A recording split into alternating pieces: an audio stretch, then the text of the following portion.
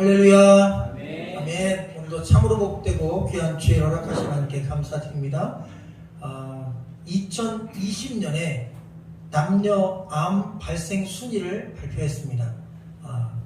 1위부터 5위까지 남자 여자를 나누어서 보면 남자는 위암, 폐암, 대장암, 전립선암, 간암 순이고 여자는 유방암, 갑상선암, 대장암, 위암, 폐암 순위로 이렇게 우리 한국 사람들이 남자 여자별로 암에 걸린다라는 통계가 있습니다.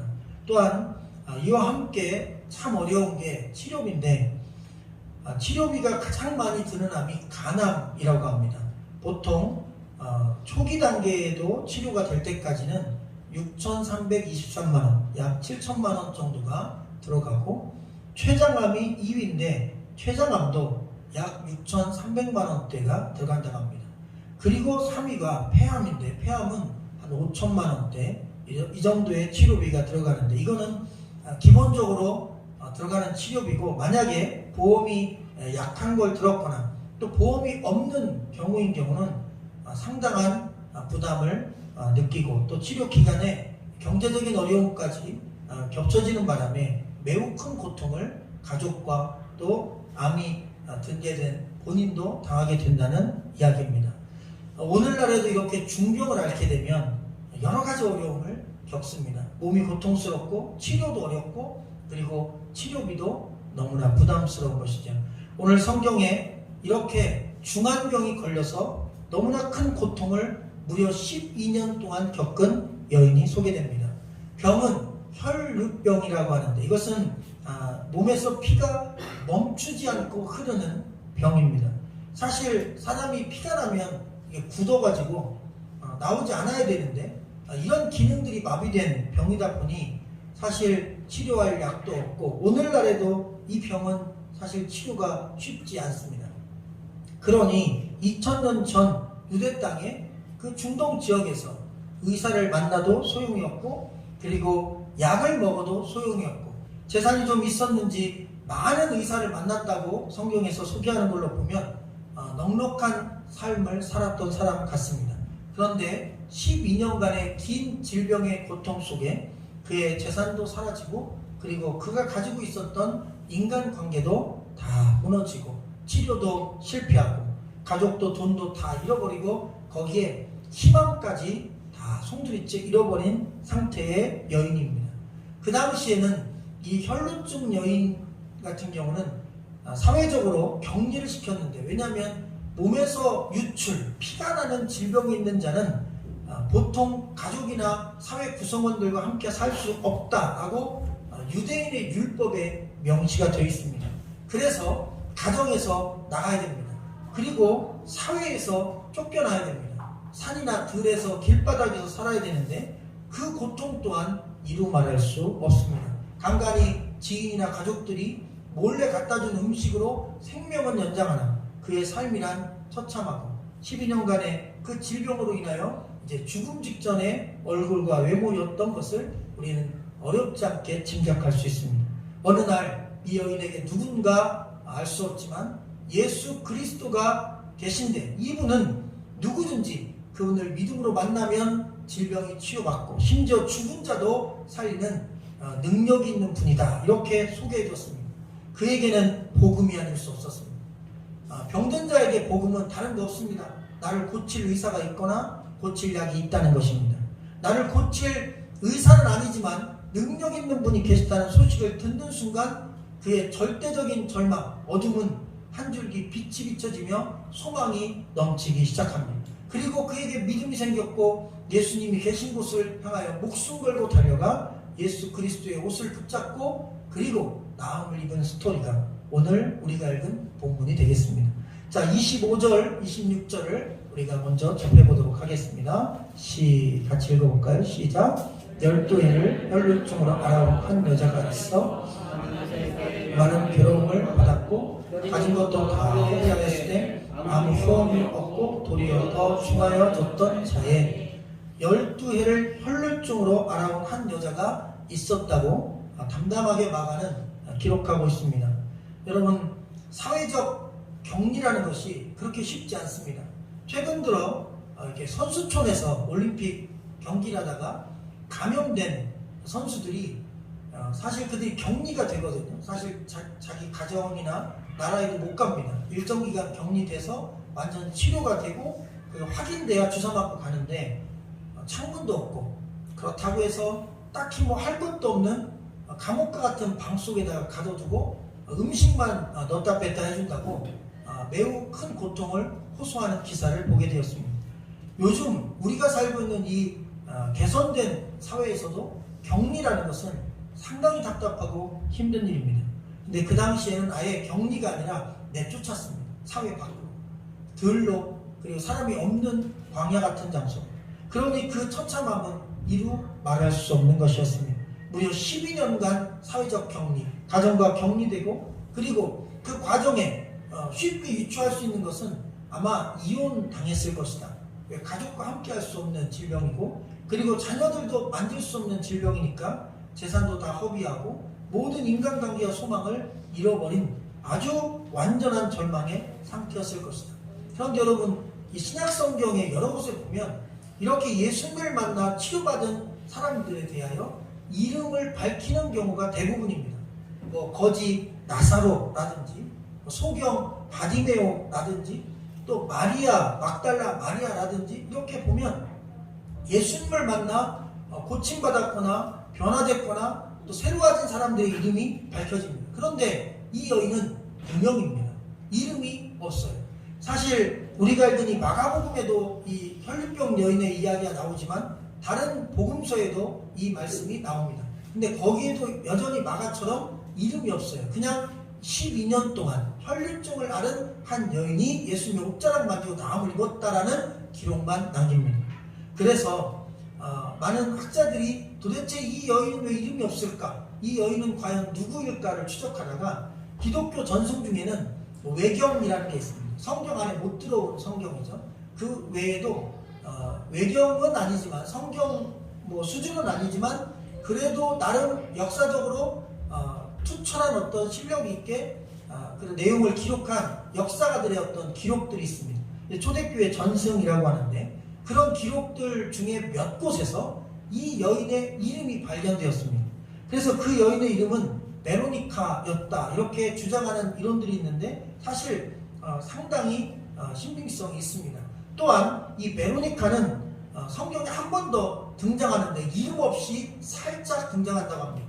십자가를 지고 예수님이 골고다라 언덕으로 올라가실 때 예수님에게 수건을 건넨 여인이 있었다고 합니다. 근데 바로 그 수건을 건넨 여인은 베로니카라는 이름이었다고 나와 있습니다.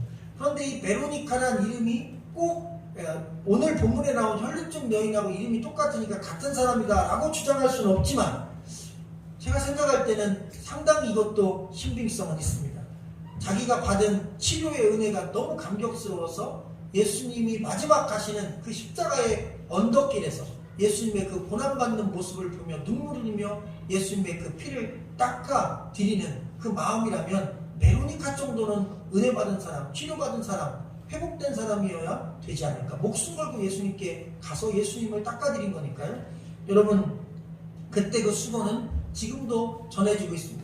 가끔 보면 이 천조각에 예수님 얼굴이 찍혀있는 걸 우리가 보게 되는데 바로 그때 예수님이 얼굴을 닦고 난 다음에 얼굴에 이목구비가 핏자국으로 남아있는 수건, 기독교의 전승물이기도 하죠. 바로 그 주인공이 이 베로니카였다라고 하는 이야기가 있습니다. 어쨌든 이 여인은 그렇게 예수님께 큰 은혜를 입을 만큼 그의 삶 가운데 매우 큰 고통의 한복판에서 소망을 만난 것입니다. 남편이나 자녀들을 만질 수 없고 또 사람들이 있는 곳에 가도 안 되는 치료가 불가능한 이 절망적인 질병에 있었습니다. 또한 그 당시 유대인들은 감사기도를 드렸는데 첫째 여자로 태어나지 않은 것 감사하고 이방인으로 태어나지 않은 것 감사하고 그리고 마지막으로는 장애를 갖고 태어나지 않은 걸 감사했습니다. 사실 오늘날로 얘기하면 절대 그런 걸 입 밖에 낼 수 없는 그런 기도문인데 그 당시는 그게 참 자연스러웠어요. 이렇게 사회적인 약자들에 대하여 오히려 내가 그 약자가 되지 않은 것이 감사하다고 대놓고 얘기해도 비판받지 않는 인권이 그렇게 존중받지 못하던 시대였습니다. 왜 여자로 태어나지 않은 것을 남자들이 감사했냐면 여자들은 경제활동의 길도 거의 없었고 그리고 사람 축에도 들지 못하는 처참한 대우를 받고 있었습니다. 그것도 억울하고 힘든데 거기에 12년 동안 피가 멈추지 않는 질병으로 고통을 받았다면 이 여인은 그냥 인생이 최악인 것입니다. 너무나 최악의 상황을 만난 것입니다. 바로 그 여인에게 그 최악의 어둠 속에 있었던 빛이 없었던 희망이 없었던 한 여인에게 희망의 빛이 비치는 순간이 찾아오게 됩니다. 27절과 8절을 읽어보겠습니다. 시작. 예수의 소문을 듣고 우리 가운데 기어 뒤로 와서 그의 옷에 손을 대니 이는 내가 그의 옷에만 손을 대어도 구원을 받으리라 생각함이로라. 아멘. 예수의 소문을 들었다는 것입니다. 여러분, 마가복음만이 아니라 사복음서 전체에는 사실 이 예수의 소문을 듣고 인생이 바뀐 사람이 대부분입니다. 자기는 밖에 못 나가는 중풍병자 친구에게 예수의 소문을 듣고 마음속에 희망이 생깁니다. 그리고 예수 그리스도를 모르던 수많은 사람들, 절망에 빠진 사람들, 사회적으로 짓밟히고 있던 사람들이 예수 그리스도가 행한 수많은 기적들과 또 예수님이 죄인들을 받아주신다는 희망적인 소문을 듣고 그들에게 한 줄기 빛이 비치기 시작하는 것처럼 살 의욕을 갖고 일어설 용기를 갖고 그리고 예수께 나갈 희망을 품게 된 것을 보게 됩니다. 이 여인에게 있어서는 지금까지 12년 동안 단 한 번도 가져보지 못한 완전한 희망이었습니다. 완전한 어둠 속에서는 작은 불빛 하나도 희망이 되는 것입니다. 그 불빛 하나만 보고 따라가면 살 수 있기 때문인 것입니다. 너 살 수 있대. 예수가 나타났대. 근데 그 나사렛에서 온 예수, 하나님의 아들 예수, 바로 그 예수 그리스도가 죽은 자를 살린대, 병든 자를 고친대, 안 못 보는 자를 보게 한대, 그리고 중풍병자를 글쎄 일으켰대, 귀신을 쫓아낸대. 그러니까 너도 그분 만나면 살 수 있어. 그러니까 그 말씀을 듣는 순간 그에게는 생각이 들었어. 그러면 나도 예수님 만나면 살 수 있다. 나도 예수님 만나면 일어설 수 있다. 내 인생도 바뀔 수 있다. 소망이 들어간 것입니다. 그에게 복된 생각, 믿음의 생각, 희망적인 생각이 들어간 것입니다. 보통 적극적인 사고방식에 대하여 많은 목사님들이 비판하는 경우가 있습니다. 저도 역시 적극적인 사고, 긍정적인 사고를 예배 때 강조하고 성도들에게 그것만 가지고 주장하면 복음은 아니라고 확실히 저도 갖고 있습니다. 그런 생각. 그런데 여러분, 놀라운 사실은 믿음은 이 적극적이고 긍정적인 생각으로부터 출발합니다. 소망의 생각을 가져야 그 소망의 생각을 품는 사람에게 믿음이 들어가는 것입니다. 그리고 긍정적인 마음을 갖는 사람에게 믿음이 들어가는 것입니다. 절망에 빠진 자, 절망만 하는 자, 원망만 하는 자, 부정적인 생각과 말만 하는 자에게 믿음은 들어가지 않습니다. 그래서 먼저 생각을 바꾸는 것입니다. 먼저 생각 속에 긍정적이고 소망적이고 그리고 희망적인 생각을 품는 자, 꿈을 품는 자, 그 마음속에 믿음이 들어가는 것입니다. 그에게는 꿈이 생긴 겁니다. 나도 나올 수 있다는 꿈, 나도 정상적으로 가족으로 컴백할 수 있고 돌아갈 수 있다는 꿈, 그 소망, 그 희망, 그 긍정적인 마음 속에 주님은 믿음을 주신 것입니다. 그리고 그 안에 믿음이 자라난 것입니다. 믿음이 자리 잡은 것입니다. 그러면서 그는 나도 이제 살 방법과 희망이 있다라는 생각을 가진 것입니다. 그런데 문제가 있습니다. 여러분, 산 넘어 산이라고 하죠. 장애물 하나 넘었는데 장애물이 또 하나 있어요. 육상 경기에 보면 허들이라는 경기가 있습니다. 장애물이 계속 있어요. 넘고 또 넘고 넘고 또 넘고 마지막 허들을 넘으면, 장애물을 넘으면 결승선입니다. 그런데 그 허들을 가다가 이렇게 걸려서 넘어지기도 하고 그러면 시간이 또 지체돼서 메달권에서 멀어지는 것입니다. 우리 인생의 이 질주, 우리가 가는 인생의 걸음에 장애물들이 있습니다. 때로는 물질이 장애가 되고 어떤 때는 건강이 장애가 되고 어떤 때는 인간관계가 장애가 되고 직장이 장애가 되고 그리고 내가 원하는 목표가 이루어지지 않는 게 장애가 되고 또 부부관계가 장애가 되고 부모 형제관계가 장애가 되기도 하고 수많은 장애들이 있어요. 그러니까 장애물을 하나 넘으면 이제 좀 괜찮겠지. 근데 또 다른 장애물이 와요. 여러분, 그게 인생입니다. 인생은 산 넘어 산이 맞습니다. 하나 넘으면 또 다른 게 찾아와요. 그래서 인생은 여러분 그 장애물 앞에서 그 장애물을 어떤 태도로 맞이하느냐가 우리 인생에 있어서 승패가 결정된다는 사실을 여러분 기억하기를 주의 이름으로 간절히 축원합니다. 카네기 멜론 대학의 컴퓨터 공학 교수인 랜디 호시라는 분이 계십니다. 근데 이분은 어느 날 학생들을 강의하고 잘 가르치고 아무 문제 없이 살다가 병원에 몸 이상해서 갔는데 췌장암 말기 선고를 받습니다.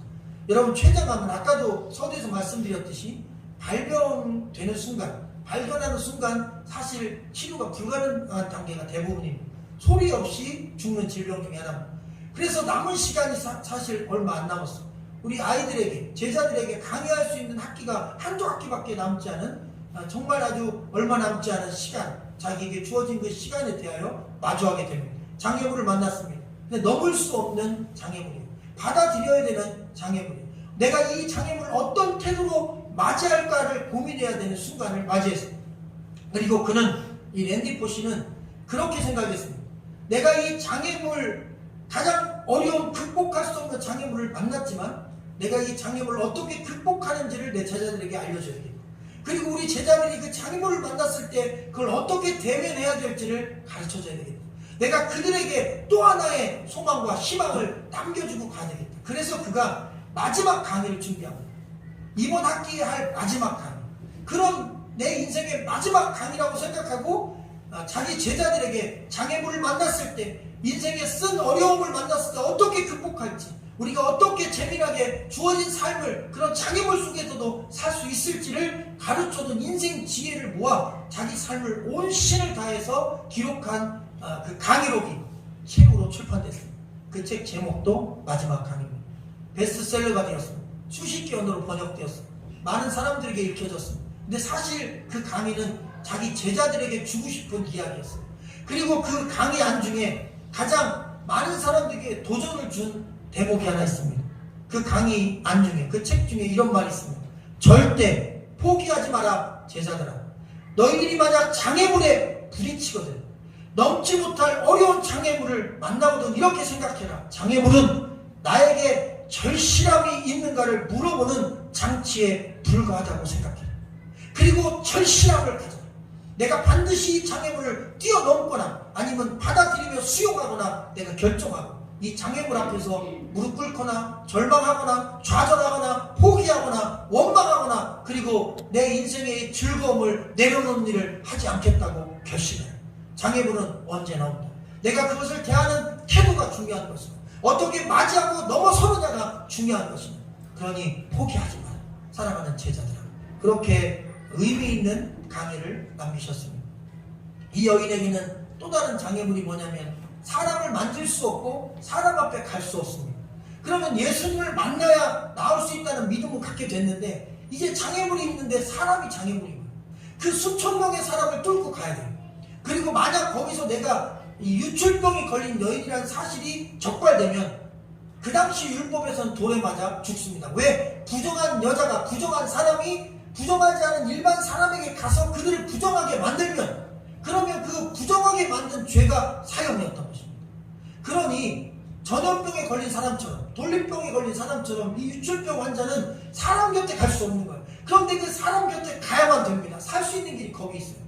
그리고 그 모든 사람을 뚫고 지나가 정 가운데 있는, 마치 우리가 지난번 설교에서 들었던 중풍병자처럼 지붕을 뚫고라도 예수님 만나야 되는 그런 상황인 것처럼 정말 또 장애물을 뛰어넘어야 되는 거예요. 보통 사람들은 이 두 번째 장애물 앞에 포기했을 수도 있습니다.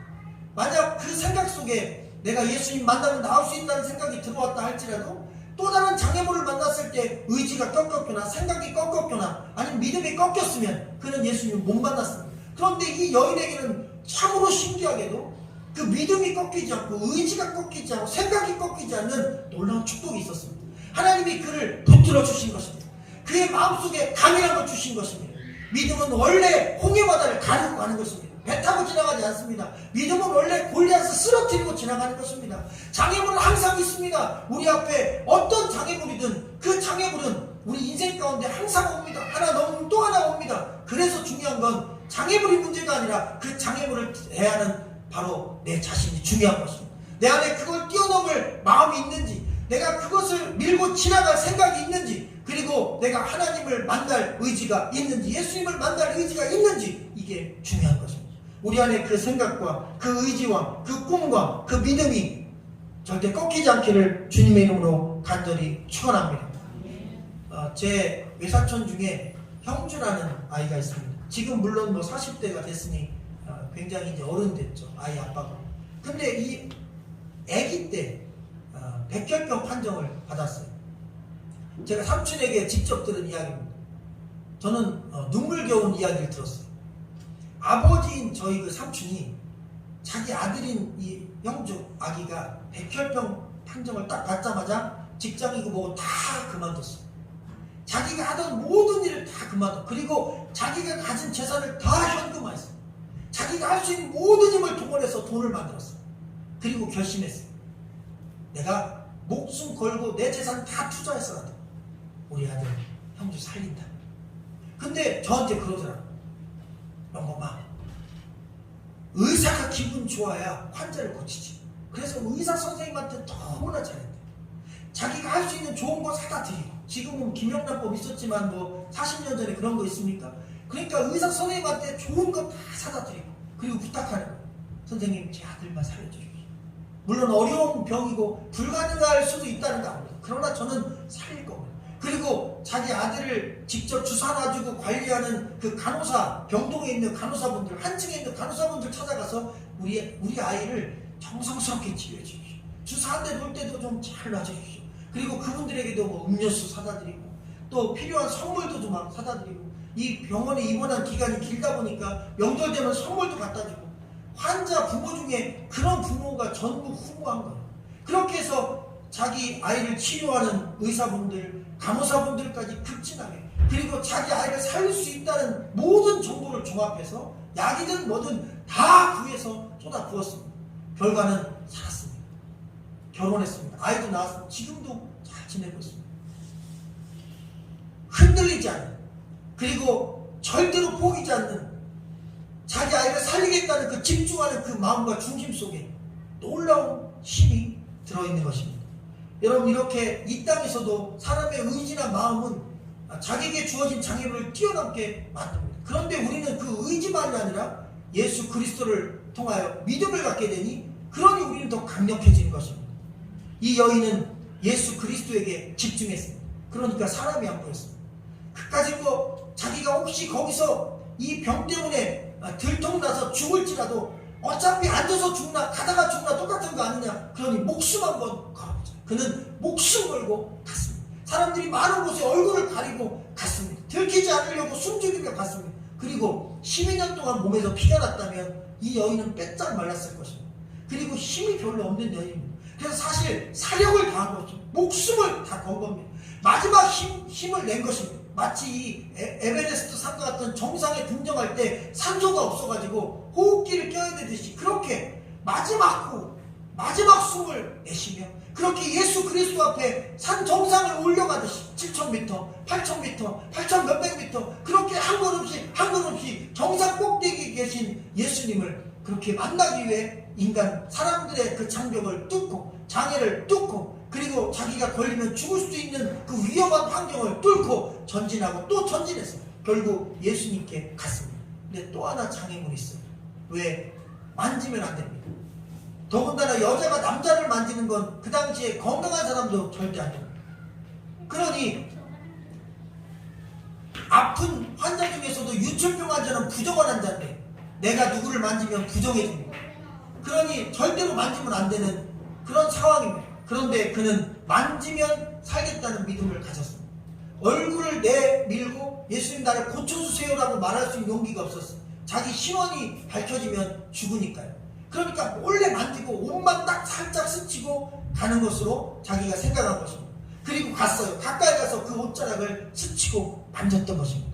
그리고 그 옷자락을 만지는 순간 놀랍게도 그는 치료받는, 그리고 몸에 있는 피가 더 이상 흐르지 않는 놀라운 치료의 경험을 갖게 됩니다. 자, 32절과 4절까지 말씀을 한번 읽어볼까요?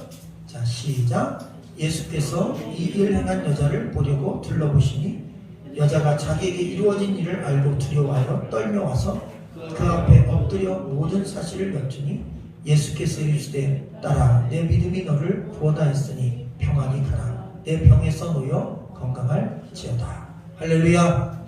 여러분, 그는 끝까지 희망을 놓지 않고 또 믿음을 붙잡고 예수 그리스도께다가 그를 만졌습니다. 근데 그를 만졌을 때 만지고 나서 예수님께서 물어봤어요. 누가 내 옷을 만졌다고 했습니다. 그런데 성경 말씀 보니까 제자들이 예수님 지금 그걸 말씀이라고 하십니까? 지금까지 이 수천 명을 뚫고 오면서 예수님 옷을 만지거나 옷을 스친 사람이 한두 명입니까? 그 엄청난 사람들이 다 예수님을 만지거나 옷을 스쳤는데 지금 누가 만졌냐고 물어보시는 게 말이 됩니까? 이렇게 반문합니다. 그런데 예수님 말씀하십니다. 아니라는 거예요. 그 수천 개의 만짐은 의미가 없고 딱 한 사람의 만짐이 내 안에 있는 능력을 가져갔다는 것입니다.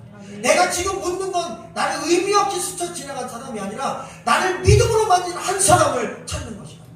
여러분 오늘도 마찬가지입니다. 예수 곁에 있었던 수많은 무리, 그 수천 명의 무리는 예수 그리스도 곁에 그냥 의미 없이 왔다 예수를 구경하고 지나가 예수 그리스도 안에 있는 능력을 경험한 사람이 없었습니다. 그런데 이 여인은 딱 한 여인은 목숨 걸고 달려가서 그리고 사력을 다해 달려가서 믿음을 갖고 달려가서 소망을 갖고 달려가서 예수를 믿음으로 만지니 예수 그리스도 안에 있는 능력이 그의 몸으로 들어가서 그 몸을 치유했다는 것입니다.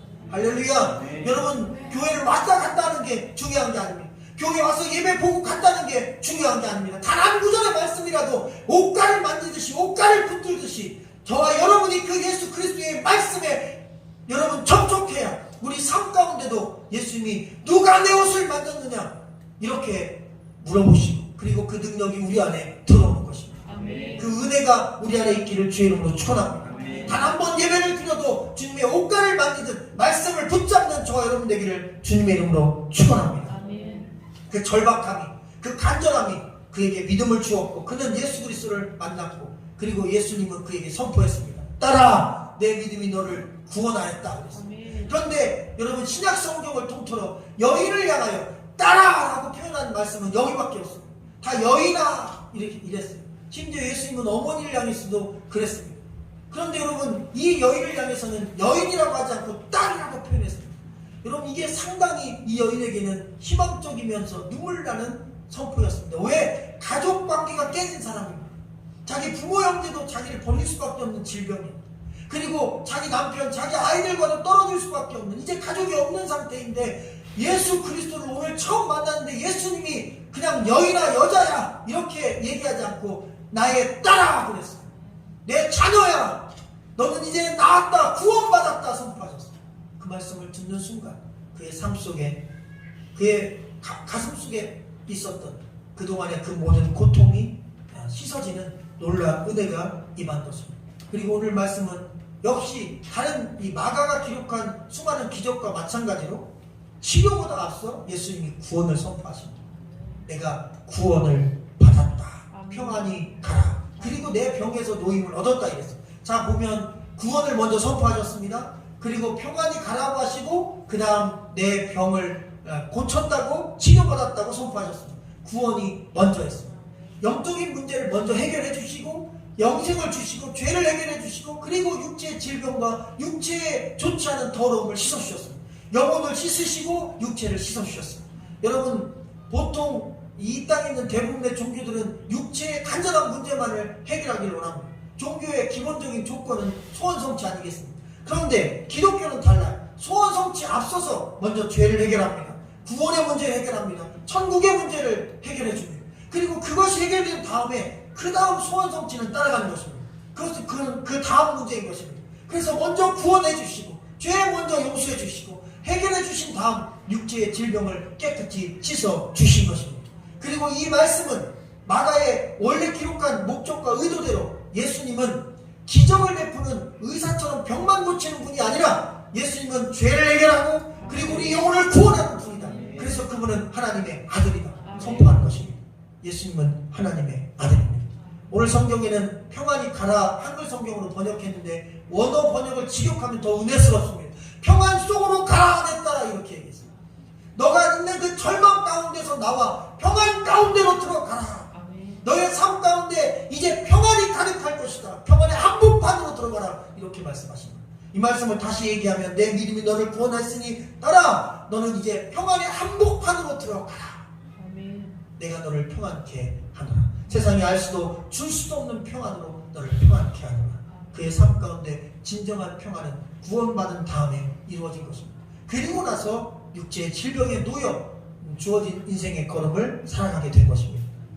여러분, 믿음의 생각은 대단히 우리의 삶 가운데 중요한 것입니다. 이 생각이 있느냐 없느냐에 따라서 죽기도 하고 살기도 하고 지옥에 가기도 하고 천국에 가기도 합니다. 예수님에 대한 확신을 갖고 긍정적이고 적극적인 소망적인 생각과 그리고 믿음의 선포로 믿음으로 나가기를 주의 이름으로 축원합니다. 나도 예수 그리스도의 옷자락을 만지듯 예수 그리스도를 만나면 말씀을 붙잡으면 살 수 있다. 내 삶도 일어설 수 있다. 다시 나를 일으켜주시는 하나님의 은혜를 경험할 수 있다. 이런 믿음이 저 여러분 안에 가득하기를 주의 이름으로 축원합니다. 오늘 성경에 옷을 만졌다 이렇게 되어 있는데 사실 원래 이 옷이라는 단어는 조금 더 펼쳐져 있습니다. 옷가를 만졌다 이렇게 되어 있습니다. 그러니까 옷을 이렇게 전체적으로 만진 게 아니라 옷 끝자락을 만졌다 이렇게 보는 게 훨씬 표현이 좋습니다. 그런데 이 옷이라는 단어에 붙은 옷가라는 단어, 우리 한글 성경에는 써있지 않은 이 옷가라는 이 단어는 히브리어 성경으로 볼 때 신약성경은 헬라어로 되어 있지만 히브리어 신약성경에 보면 카나프라는 단어로 기록되어 있습니다. 근데 이 카나프라는 단어는 끝자락, 끝단 이런 뜻입니다. 그러니까 이 말씀을 정확히 번역하면 옷의 끝단을 잡았다, 옷의 끝자락을 잡았다 이렇게 볼 수 있습니다. 그런데 이 카나프라는 단어가 성경 구약 말라기 성경에 쓰여 있습니다. 놀랍게도 이 말라기 성경 4장 2절에 보면 내 이름을 경외하는 너희에게는 공의로운 해, 즉 예수 그리스도가 빛으로 떠올라서 치료하는 광선을 비추리니 너희가 나아가서 외양간에서 나온 송아지같이 뛰리라 그랬어요.